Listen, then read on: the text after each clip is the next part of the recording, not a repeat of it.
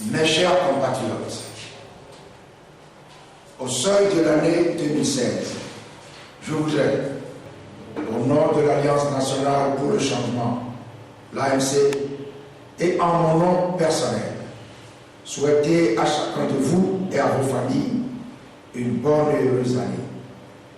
Je formule pour vous tous mes vœux ardents de santé, de paix et de prospérité. Que l'année nouvelle apporte à notre pays de réelles perspectives de changement qui passent par un soutien ferme et sans équivoque à nos revendications sociopolitiques légitimes, notamment la libération de tous les prisonniers politiques, l'adoption et la mise en œuvre des réformes constitutionnelles, institutionnelles et électorales prescrites par l'accord politique global APG, l'organisation des élections locales, l'adoption de mesures d'urgence contre la pauvreté et la vie chère, l'appurement du contentieux né de la dernière élection présidentielle. Je prie Dieu Tout-Puissant afin qu'il nous comble de ses bénédictions et qu'il nous donne le courage, la sagesse et la détermination nécessaires à la poursuite de la lutte que nous menons ensemble contre la dictature. L'année 2015, tout comme les années précédentes, aura été une année douloureuse et éprouvante pour notre pays et nos populations, fragilisées par les conséquences de la malgouvernance et les dérives du régime RPT uni. En saluant la mémoire de nos camarades de l'ANC qui nous ont quittés au cours de cette longue lutte, je ne puis m'empêcher d'avoir une pensée émue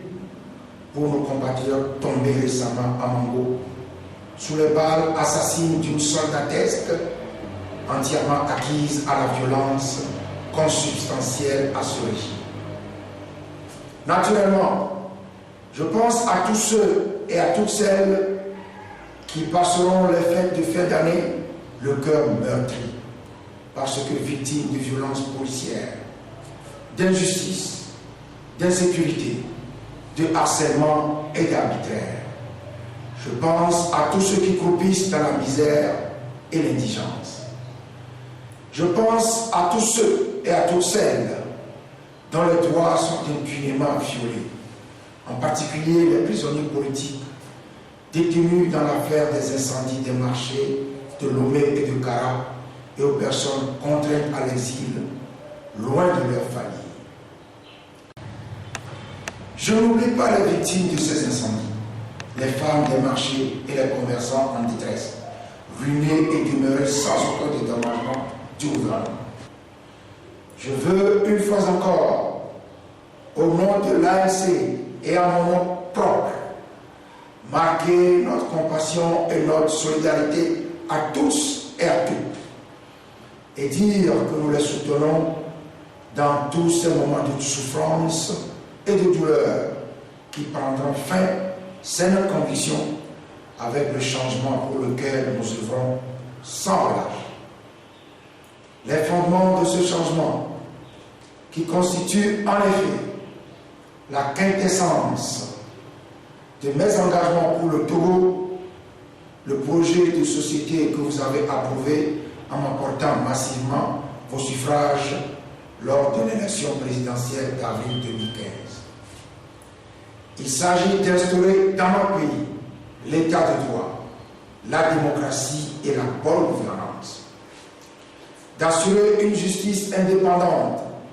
et de respecter au quotidien la Constitution et les lois, ainsi que les libertés fondamentales et les droits de l'homme. Il s'agit de mettre en place des institutions crédibles, d'organiser des élections propres et de relever les défis du développement solidaire, de la croissance partagée, du progrès social et de la sécurité pour tous. Il s'agit de donner à l'homme togolais sa vraie place dans la société togolaise. Togolaises, Togolais, mes chers compatriotes, la situation de notre pays continue d'être marquée par une impasse sociopolitique,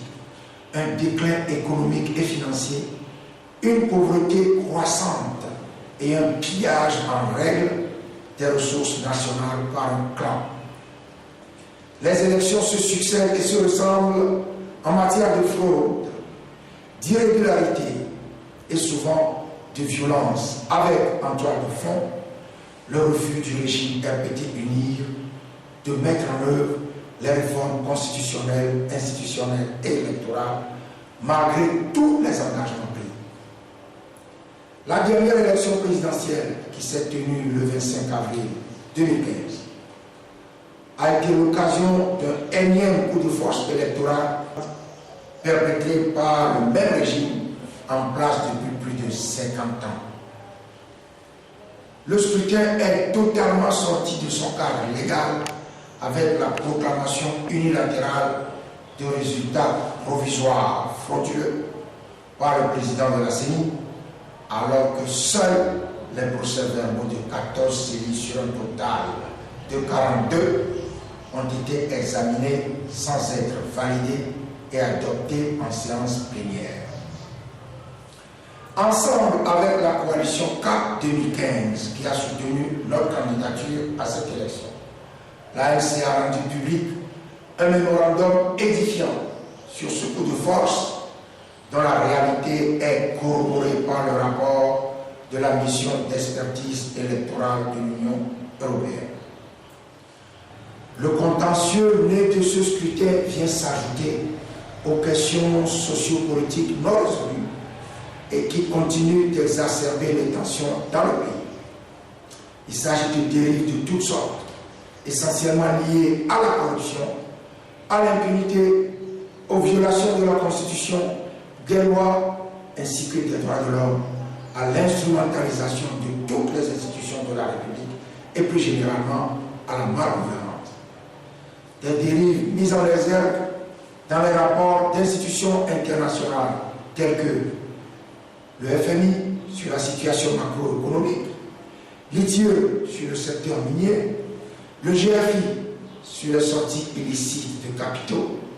le cabinet Grant Thornton sur la passation des marchés publics. Je voudrais ajouter à ce tableau les velléités actuelles d'une réforme unilatérale de la Commission électorale nationale indépendante, CENI, sur un diagnostic délibérément tronqué et destiné à masquer l'instrumentalisation de cette institution par le régime et l'ingérence intempestive du gouvernement qui recrute de prétendus experts, passe des commandes de matériel, signe des contrats de service avec des sociétés partenaires et engage généralement des opérations d'importance en lieu et place de la CENI. Il importe de rappeler que dans sa conception actuelle, la CENI qui procède de l'accord politique global ne saurait faire l'objet d'une réforme non consensuelle, excluant tout dialogue sur l'adoption et la mise en œuvre des réformes constitutionnelles, institutionnelles et électorales. J'ajouterai également la remise en cause de la dépénalisation des délits de presse, l'incrimination lacunaire de la torture et le refus de l'imprescriptibilité du crime de torture dans le nouveau code pénal adopté à l'Assemblée nationale le 2 novembre 2015. Le groupe parlementaire ANC, qui n'a pas cru pouvoir s'associer à cette adoption, a demandé au chef de l'État une nouvelle délibération permettant une mise en conformité du nouveau code pénal avec les engagements souscrits par le Togo. Je ne saurais passer sous silence la persistance des menaces, harcèlements, intimidations et agressions perpétrées à l'encontre des dirigeants et des militants des partis politiques de l'opposition, ainsi que des journalistes par les forces de l'ordre et les milices du RPT UNIR qui font usage de la violence et de la terreur pour empêcher l'expression du mécontentement populaire. Ainsi, récemment à Congo, les populations ont été livrées aux exactions des forces de l'ordre qui ont défoncé et saccagé les habitations ainsi que le siège de l'ANC. L'ANC est convaincue qu'une alternance politique respectueuse des principes démocratiques est un facteur déterminant de résolution juste et durable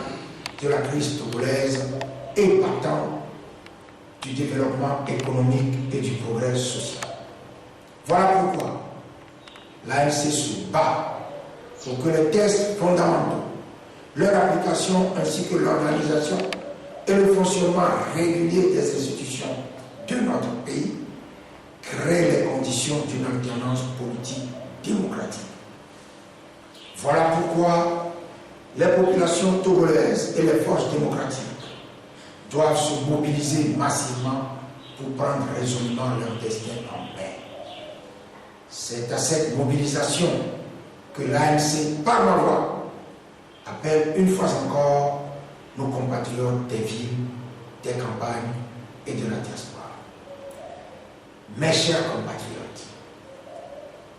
ni la médisance, ni les dénigrements, ni la défection, ni la trahison, ni la lassitude, ni l'abandon, ni les répressions sanglantes, ni les tentatives de déstabilisation, d'où qu'elles viennent, ne doivent avoir raison de notre détermination à poursuivre le combat pour libérer le peuple togolais de l'imposture et de la dictature. Bonne année à tous et que Dieu bénisse le Togo et le peuple togolais tout entier. Je vous remercie.